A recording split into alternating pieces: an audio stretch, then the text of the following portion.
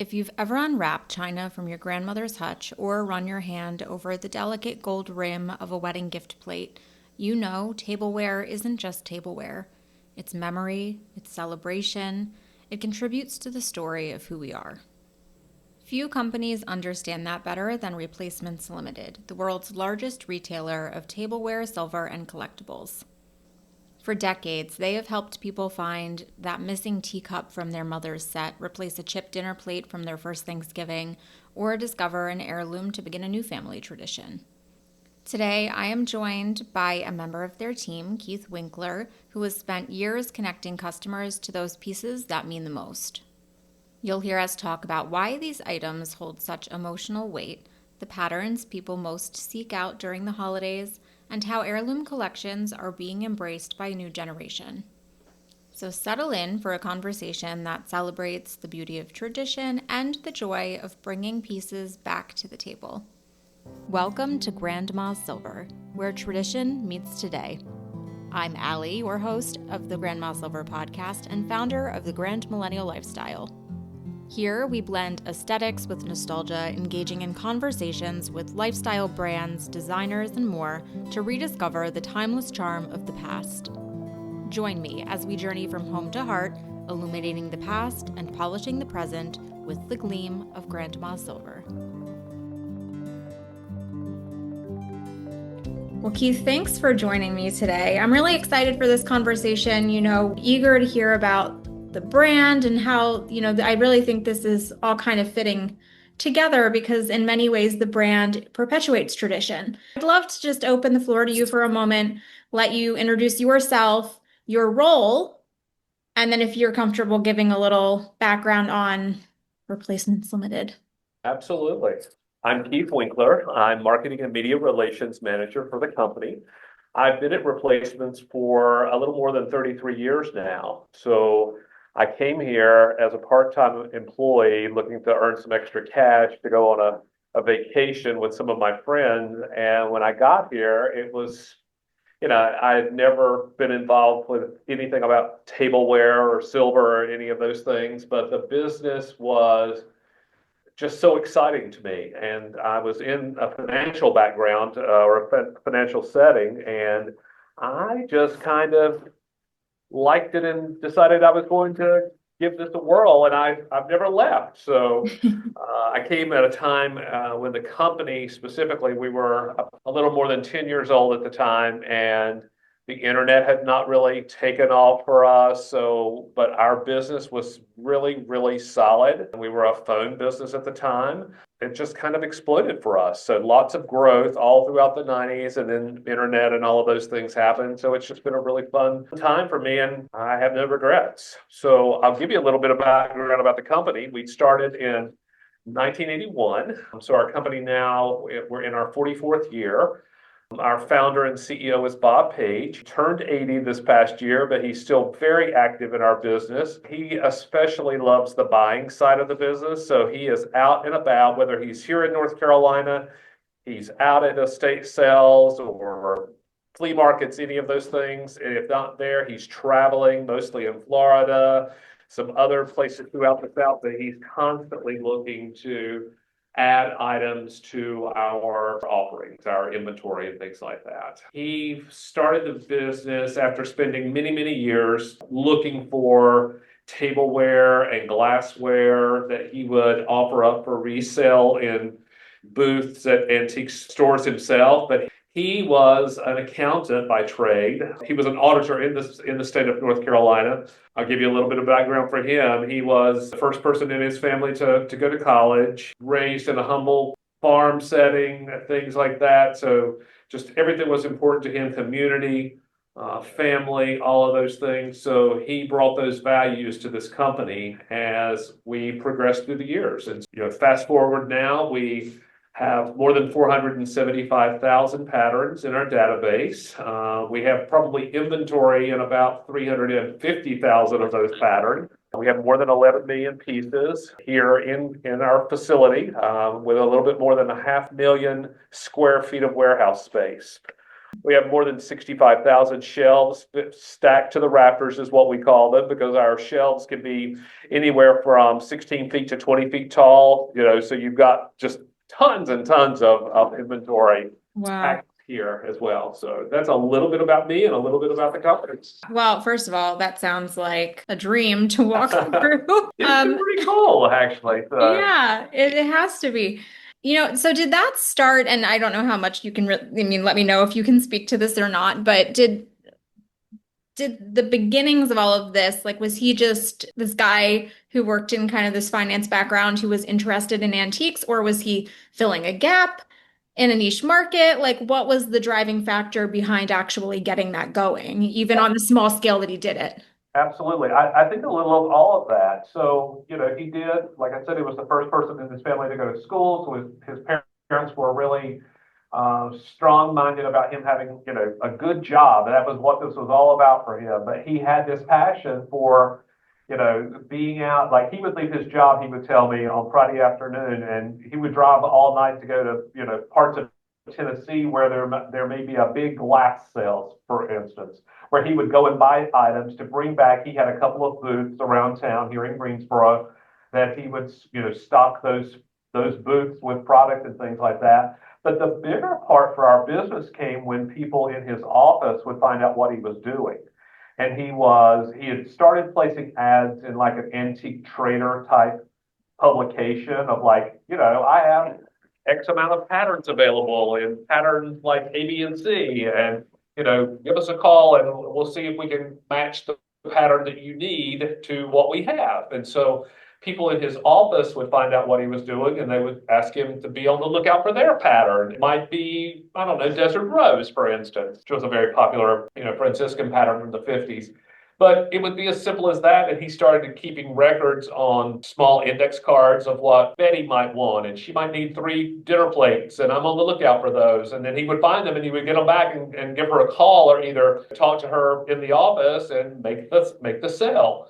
And so he started just building upon that. Like I said, that was probably in the mid 70s per se. And so by the time, 1980, early 81 rolls around, he's like, I really think I've got an idea for a business. And Yeah. it was just continuing, and he was spending so much time on this part-time business of his while he was still working full-time.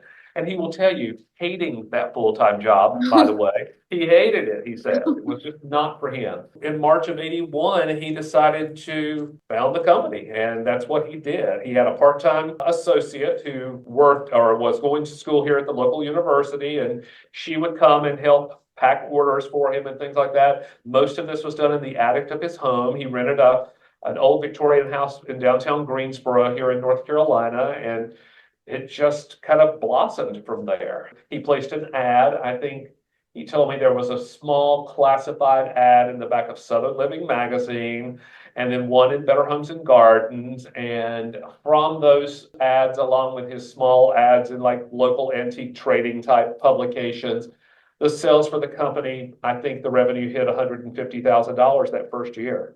One of the things, and he just seems very, you mentioned, I even think like very family oriented, has like a lot of strong morals and values that he has brought into how he runs his business. When I was just kind of thinking about this on a deeper level, because at face value, we're talking about products, we're Yeah, talking about replacing, restoring, sourcing.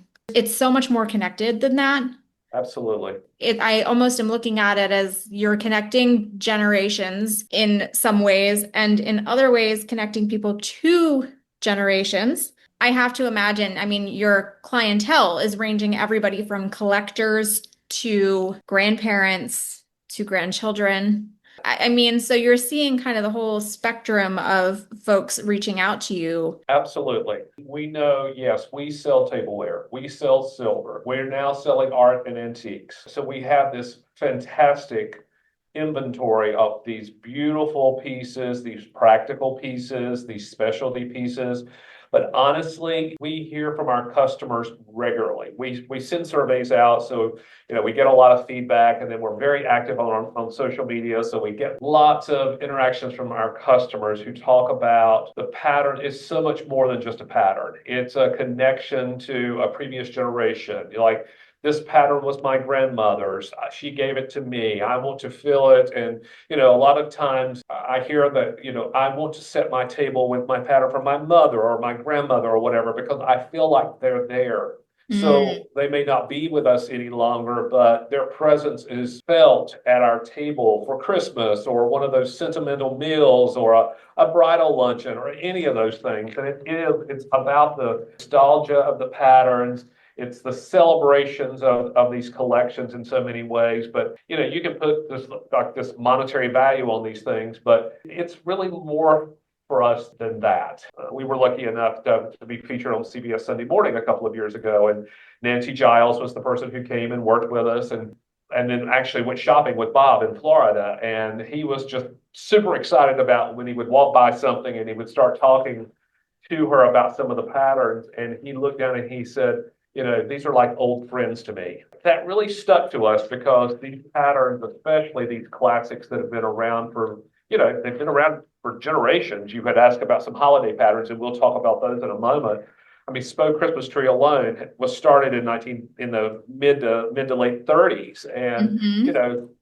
that pattern alone could have been given to three different generations by now or more. It's meaningful to people. I will say one more thing. Early out in my career, and again, before so much internet based, we were seeing a lot of people in our showroom and things, and we would have people come in to build their set or replace some items where they either didn't get the items initially or something had broken and such. People would literally cry when they found these items. We heard a lot, especially about where servicemen would buy sets while they were in Korea, for instance, or Oh. on the bases in Japan and things like that. That they would buy, sets of Noritake, or they would be in Germany on some of the bases and they would buy these things. And it was like, we never thought we could get these patterns established, and we wanted to have a full set. Or we got the families where they got married, they registered, and then it was at a time where they just couldn't afford to finish them. And they came here, they were at a place in their life where it could be, and it was like, oh my God, it was so, I mean, tier after tier after tier. It was Yeah. so, I don't know, just so sentimental on these things for a lot of people. Are you finding at all, because of course, one of my favorite things about an antique or even a vintage piece is a lot of time the story. The emotional resonance is a big part of that too. But are you finding that now that there's such an expansion of products that you offer, people are relating to the products in a similar way? I think so. I mean, there's still, even if you're investing in a newer pattern, for instance, something that's been made in the last 20 years, and maybe it's a higher end brand, for instance. I mean, because we sell items or we offer items that, are fine Royal Copenhagen dinnerware that's been made for 200 years, like blue fluted, but then there might be a pattern that's available in one of the big box stores or whatever on that part. But people, for the most part, I would say, get invested in their patterns. They bought it for a reason. It spoke to them in some way, whether it did come from a family member and it's important to them, or if it was something they selected themselves. You still have those generational stories, and we hear them quite often on that part. Typically, every year we'll start our marketing campaigns and things like that. And one of our efforts for this upcoming year as we enter into our 45th year of business is community. We want to hear stories from our followers, our customers. Tell us what this means to you. And so we're actively seeking stories from people, and it's so meaningful to all of us here. And then to other customers and things like that as well. I love that. You just touched on Spode. So let's dive in because I know there are I mean, I don't even know how you narrow this down. One of the exciting things that I look forward to is setting a table around the holiday season. I also know that that does come with tradition for many, even if they're not particularly fond of tablescaping and design, it Right. still plays a part in their holiday traditions. So Yeah. if we're to look at the holiday season at large, are there popular sought after patterns that you wanted to talk about? Absolutely. Well, I did mention Christmas tree. And I will say that Christmas tree for us, up until about 5 or 6 years ago, remained our number one best-selling pattern all the time, not just during the holidays. I think part of that came from there weren't that many well-known holiday patterns for the longest period of time. So lots of people invested in that particular collection, and lots of people would contact us to, complete their sets. But that has been overtaken by a couple of other patterns, one of which is very fall themed, and that's Spode Woodland. Woodland is now our #1 best-selling pattern. It's a fall pattern that can be used. Well, there are a lot of people who use it year round, but we see an uptick. August, the sales will start picking up. People will use it for Thanksgiving. And if you're familiar with that pattern, if not, it's a multi-motif pattern. So, it's basically designed with lots of animals. So there's and for Thanksgiving specifically, Spode makes this beautiful turkey on that pattern. But they also offer a pheasant design on it or other birds. And then they developed dogs, for instance. There's even a series that have fish and fowl on there as well. So it's a really, really good pattern. But the holidays also make me think of some of the Johnson Brothers patterns. Friendly Village is one that's been around for more than 50 years, probably 75 years now. And that's another one of those multi-motif patterns. Not as many motifs offered as Woodland would have, but there might be an old mill, there might be another house look or whatever on that part. But Friendly Village has been very popular and very solid for us in terms of high performing patterns. And another Johnson Brothers pattern would be His Majesty, which is really geared more towards Thanksgiving. And it's this beautiful turkey, and lots of people will have those turkey inspired or turkey themed patterns for Thanksgiving specifically. And that's always a top requested pattern, during October, November time period. Another pattern that comes to mind is Lennox Holiday for Christmas, which is, if you're familiar with older Lennox especially, it's their traditional ivory-based patterns, beautiful gold rim, and then there's this gorgeous band of holly around it. It's not terribly decorated other than that. Sets a beautiful table. That pattern's been around probably close to 60 years now, I think. Still active in the marketplace and still highly requested. I think it's probably one of our top 10 selling patterns overall, and certainly I think it's our #2 selling Christmas pattern. And then a newer pattern for the holidays would be Grenadiers by Bernardo, which is I think it was a 20-year pattern and it discontinued in 2020, and it's still highly sought after. And that pattern, if you've never seen it or whatever, has lots of the little toy soldiers that you might see at the Nutcracker Suite for a ballet. And it's just such a lovely pattern. It discontinued, so we're probably the only place you can actually find a large quantity of those pieces. When we find out patterns are discontinuing, we will work with the manufacturer to do good run of the pattern so that we can be well stocked in the pattern for the next 5 to 10 years or so. And so we have a very, very good inventory of that pattern currently on it. Those are some of the patterns that come to mind. There are many others because, as I was saying, so many of the manufacturers now, even Spode and Lennox, continue to make other holiday patterns, hoping that something will take off like those steadfast patterns as Christmas tree and holiday. But honestly, those two are like top of mind for us. Do you think, and maybe it's a combination of the two, but do you think that some of these have endured because they're timeless or because people have collected them and it just perpetuates? I think it's both. I think for the holiday specifically, it's such a timeless and classically designed pattern. So for somebody who wants to do a formal table, and again, Lennox made so many patterns themselves that would just have the ivory background, heavy gold trim, and this was such a good complement for it. So people would start out with adding salad plates to their just everyday fine formal sets or collections, and it would just continue on there from that.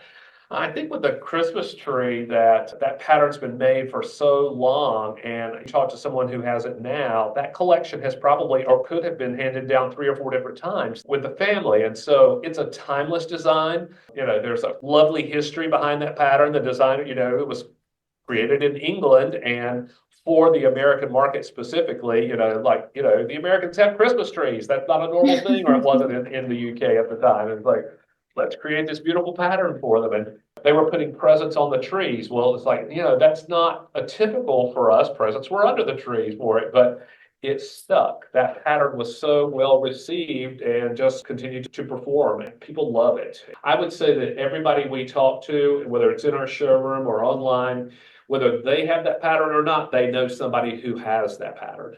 As we're talking about it, it's just such a strong visual in my mind. You can't not call it to memory I in some know. way. Yeah, Of course, part of tradition is passing things down.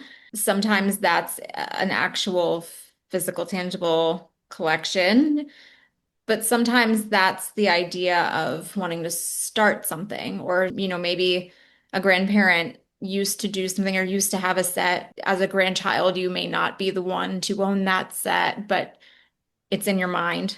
And so you'd like to start a collection sure. because it has some kind of emotional resonance and connection to you, even if it's not her actual plate. Are you seeing any kind of shift in like a younger generation starting to reach out?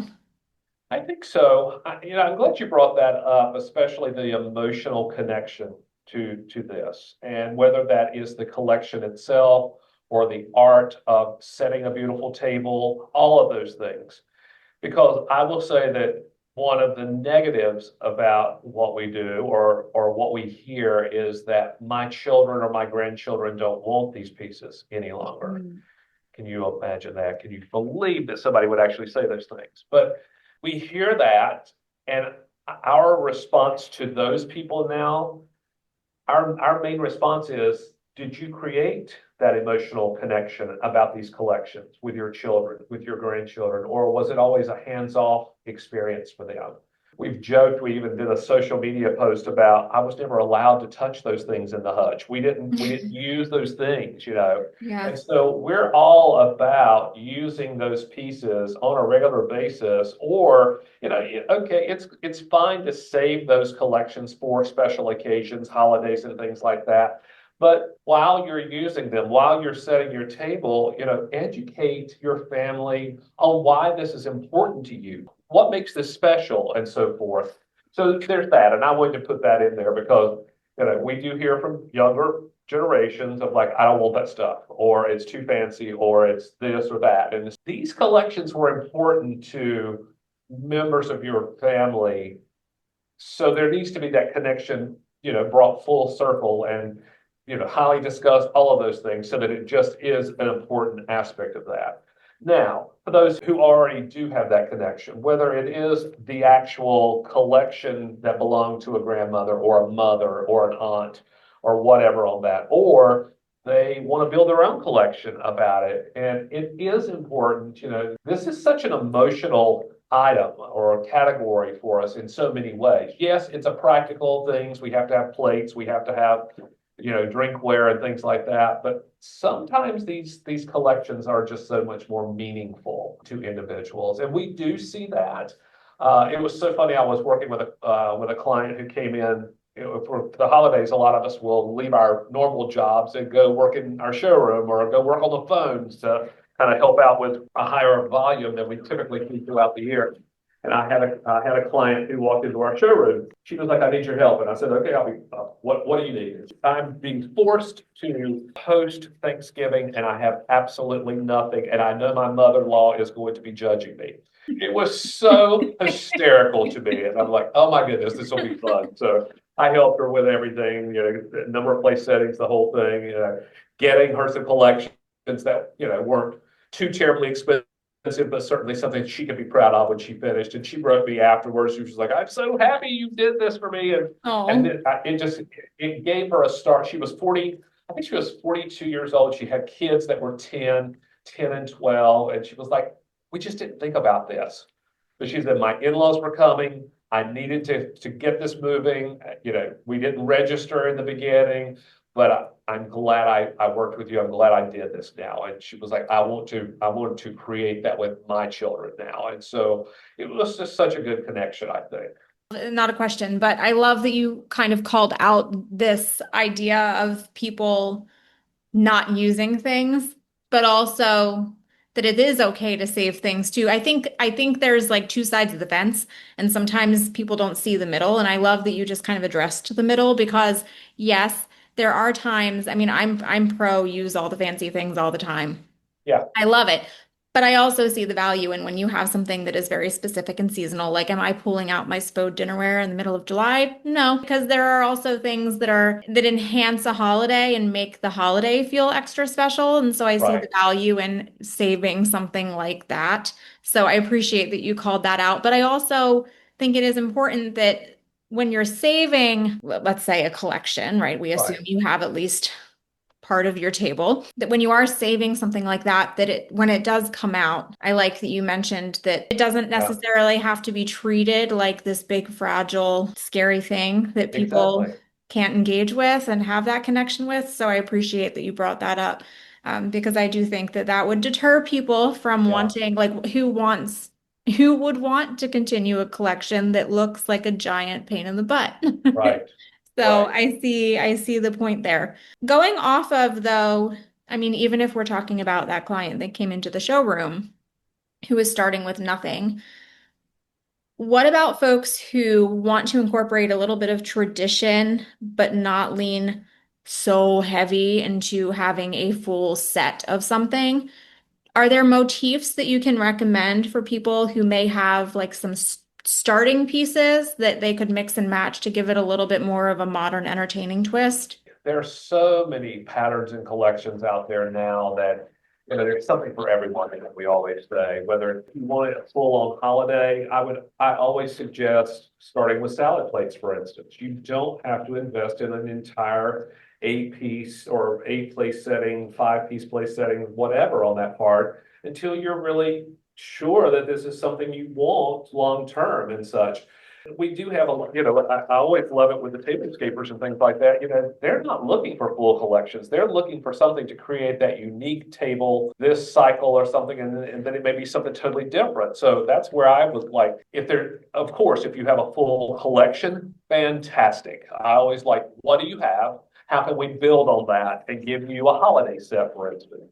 Is there something that we can convert I don't know, your Wedgwood collection and add some fall, motifed plates or whatever that could turn into a Thanksgiving set, for instance, without buying the collection. Same for Christmas. I mean, is there something special on that part? And it could be that you're not sitting down with a full formal set anyway, so you're looking for, dessert plates and things like that. So it could be some mugs and salad plates for dessert, things to that. But yeah, we have folks that can help, folks can call in and seek assistance for creating that set or something special. We have great collections on our website that there might be some accent plates or, go in. I think you mentioned just like how to create that set, so to speak, or what would you suggest, and beyond the typical place setting and such, that you might want to get some serving pieces start. And that could be Mhm. where your holiday looks come from. And again, I go back to where I was talking about our Linux, there are other companies that would have just, I'm not calling them plain and simple, but it's like very refined, sophisticated, a gold band, a platinum band, and that you might want to create and buy a turkey platter or invest in like a 17-inch platter or something like that that you could use for your centerpiece to serve on, and then it could be just on your table or hanging on a wall, for instance. There are lots of collections that can help with that. How about the mixing of old and new? Love that. I think back and I'll tell you another little story about what to do with these collections as well if you find yourself with a lot of them or you want to Yes. keep pieces or something. So we have this designer friend who happens to live here in North Carolina. Lovely lady, but her kitchen is a keeping room, so to speak. It's more of a kitchen and a large dining area with a beautiful table for 10, but she has a beautiful blue and white collection. It's full of old and new items. So she, has purchased flow blue items. She is buying into new Mataheta collections where it might even be the dragon pattern or the Canton pattern and even some of those things. So she mixes them all the time. Her kitchen itself is blue and white themed, so her collections will stay out. She will hang them on the wall, salad plate collections and things like that. And she was like, it's nothing for me to just go over and grab a platter off the wall and use it when we're about to serve like a large gathering for Thanksgiving and things like that. She was like, so I keep them out. I enjoy them. And I'm like, I I love to love hear that. her speak about it. And it's a great way for somebody who has inherited something. So for someone who says, I can't keep the whole collection, I don't have enough room, think about the key pieces from that collection that you want, like a serving piece or some of the smaller plates or something like that. Create a plate wall. Do you get folks who have large collections who are looking to maybe keep a couple, like you just mentioned, save or set aside a handful of the pieces? Sometimes it's, I've inherited these collections. I can't keep all of them. I did have this emotional connection to a family member who gave it to me. I want to honor them with their traditions and their celebrations. What would you suggest I do? Because I'm interested in, parting with this, and I'm like, take it out, take a look at it. Think about the pieces that you might use, whether that is to create something on a wall. Is there a small cabinet in your house that you might be able to use key pieces from it? And we always say that, but it's like there's that emotional sense about a lot of the pieces, and we see people who struggle with, I can't do this whole thing, but it's like, then don't think that you have to or whatever, but hold on to those special pieces. Is it a cake plate that your relative used regularly, during family celebrations? Is that something that you might want to? So I think a lot of it is that, the person will have to determine what speaks to them. You just hit on something because one of the questions that I had for you was more your own personal experience, but kind of what your, especially having been there for several decades now, the position or your role in the company has taught you about tradition, but you're also touching on something. Are you hearing at all about folks, like, are people sharing their unique traditions with you? Like, are you learning things from other people and getting ideas from other people as they're, like the cake plate, for instance? Absolutely. Of course, on social media, we hear a lot of stories from followers who do special things with their collections. We have a very strong audience on social that, the tablescapers and such. I'll give a shout out to Beautiful Table Settings. I don't know if that's an organization you've ever heard about, but it is a group of individuals. I think they have like 260,000 or 270,000 followers on their Facebook group. And that is what they do. They are about their table settings, and we love it. We hear a lot of people telling us, what they did with their tableware, whether that was something that was gifted to them from a family member or such, or if it's something that they acquired. They tell us stories for the holidays. They'll tell us about special occasions. They will tell us about, this was a collection that I've owned that was my mother's that I'm now giving to my granddaughter and such. And so we hear those things all the time. A lot of times we'll hear from people who have those collections that they're wanting to complete so that they can hand those off to Oh, a yeah. granddaughter or such. Or they're getting married and they don't really want to register for a new pattern. They like my older pieces. And so I'm going to finish this collection and give them that for a wedding gift. And it's so meaningful on those things like that. But yeah, we hear a lot of times the link to, share your story thing that we talked about earlier. There are places on our website that you can go and read some of those stories and things to that. Surely you have learned some things about tradition and the importance of tradition along the way, just being involved in all of this. I love sitting at a very well-appointed table. I mean, I think it's fun. And there's the thing, even for those who say, oh, that's too fussy, I'm not going to deal with it. And I'm like, I guarantee you still invite your friends over and you want to impress your friends. It may not be with a fancy floral motif set or whatever, but you still want to create a special occasion for your family and friends from time to time, whether that's drinks one night. And it's like, and that to me is what it is all about, creating that special moment with family and friends. And yes, we're a part of that because of the tableware, the barware for drinks. But we hear, stories of how people celebrate constantly, whether that is a formal table for 20 or whatever on that part, or an intimate dinner for 4 or something on that part. One of my most favorite patterns is Golden Eggs by Royal Crown Derby, and it's beautiful, especially the little ruffled Sheffield plates that they offer in this collection.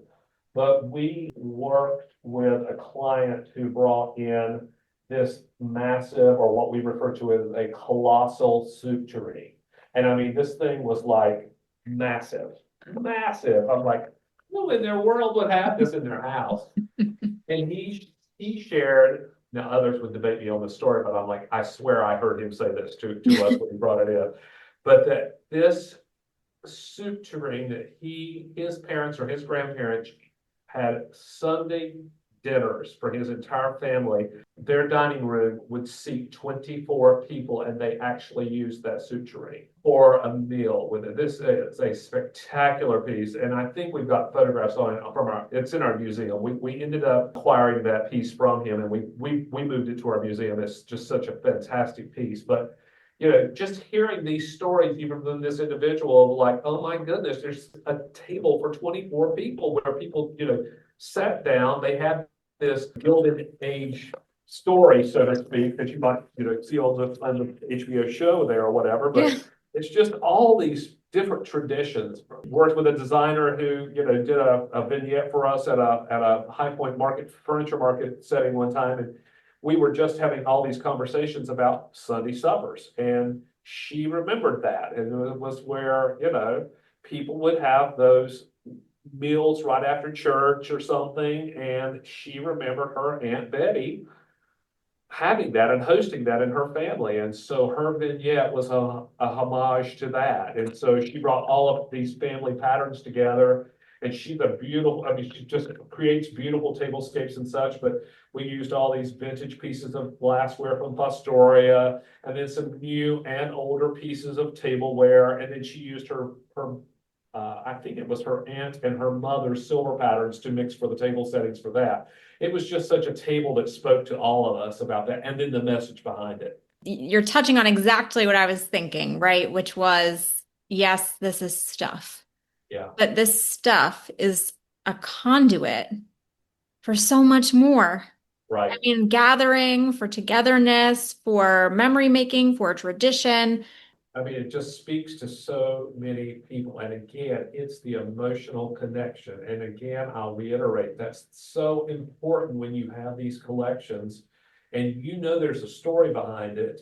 It's I look at it, it's your responsibility to convey that story to your family members so they will appreciate it and understand it and want it. That's Mhm. the thing. They will want to continue with the traditions that were so important to someone in the family, whether that's a grandmother or an aunt. It's just stuff. But back to what Bob, said in the CBS piece of it, they're like old friends to me. I see these patterns and it's like, oh my goodness, they just speak to him.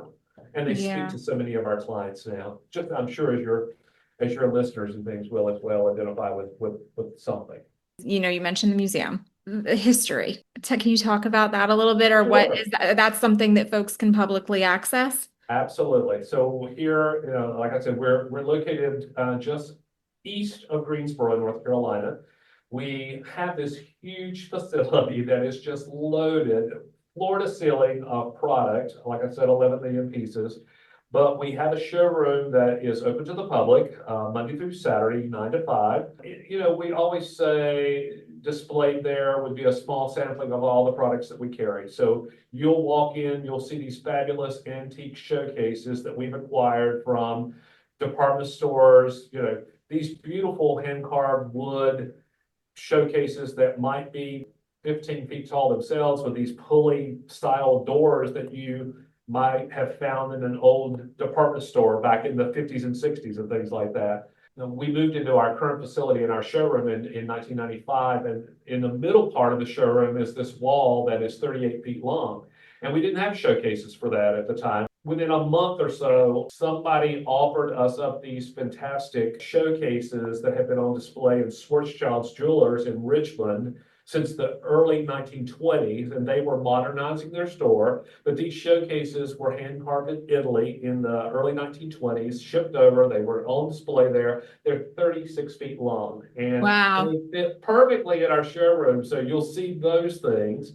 Bob loves, in addition to the tableware, he loves these antique showcases. And again, we're selling art and antiques now. That was a recent acquisition, based thing that we started just a couple of years ago. So we have this fantastic collection of that. But beyond our showroom is a museum area where I think right now we have a little more than 2,000 individual pieces of items that are just there for display. And some of the things in there that are just very well-known patterns, a lot of it came from the desire for Bob to want to showcase so many of our early American manufacturers that are just no longer in business. So Yeah. Franciscan, I mentioned, for instance, we have a collection of the early Franciscan patterns, including one that was only made for a year. We want to highlight those, and so many of the other California potteries that, like Metlocks, Poppy Trail, Vernon, all of those things have a place in our museum. Likewise, on the crystal side of things, so Fostoria, Imperial, Heisey, so many of those glass companies that were so popular back in the 40s, 50s, and 60s that were part of that Ohio River Valley, right there between Ohio and West Virginia, that they supplied so much of the glass for this country for the longest time. So there are these great collections of those institutions on display in our museum. We also have, pieces from Royal Copenhagen. They are celebrating their 250th anniversary in 2025. So they've been in production for 250 years. Two of their patterns are over 200 years old, and we have pieces of them on display in the museum, one being the Blue Fluted Collection. And I think I want to say that's probably 230 years old now. Danica, which is probably the most expensive active pattern that is out there. It is a made-to-order pattern that they still produce for specialty items and things like that. And dinner plates would retail for about $2,000 a piece on it. So you'll see all of these things, from these just everyday items from early vintage Fiesta to these pieces of Flora Danica if you visit. And then I'll say one more thing about that. We offer tours of the facility every 30 minutes.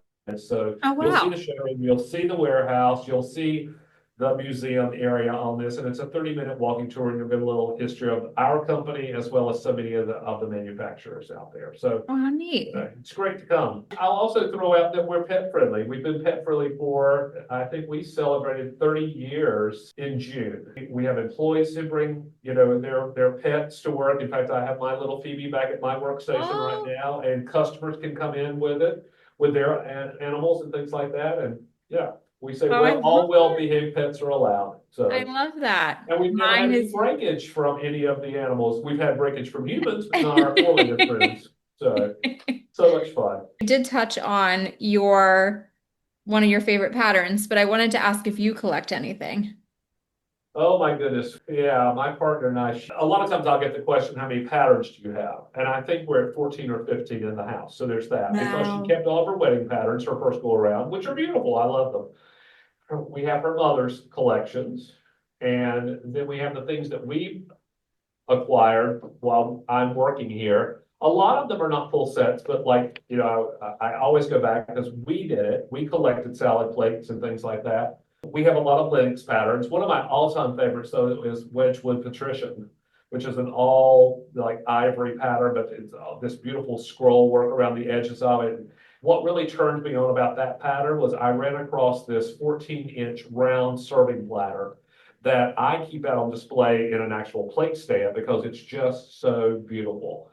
And it's functional, before the art of charcuterie and all of those things came to mind. We were using it constantly for hors d'oeuvre platters and things like that. But it was Yeah. just such a great thing. I love silver. I love heavy silver patterns, flatware patterns. So Tuttle silver comes to mind. I love that because and I think Tuttle still produces some of the patterns, if I'm correct. I don't know, but Tuttle always made, so every piece that Tuttle would make, they would include the three initials from whatever president was in office. So it's a lovely That's kind of thing. like a fun So little quirk of, yeah. I love it. So some of their patterns, I love them. And then of course, just some of the standard patterns, Chantilly and Princess the First, some of our top patterns just in all, overall here at the company. I just really like them. So Just for those who are listening right now, I will in the show notes post links, of course, to your website, to your social media pages,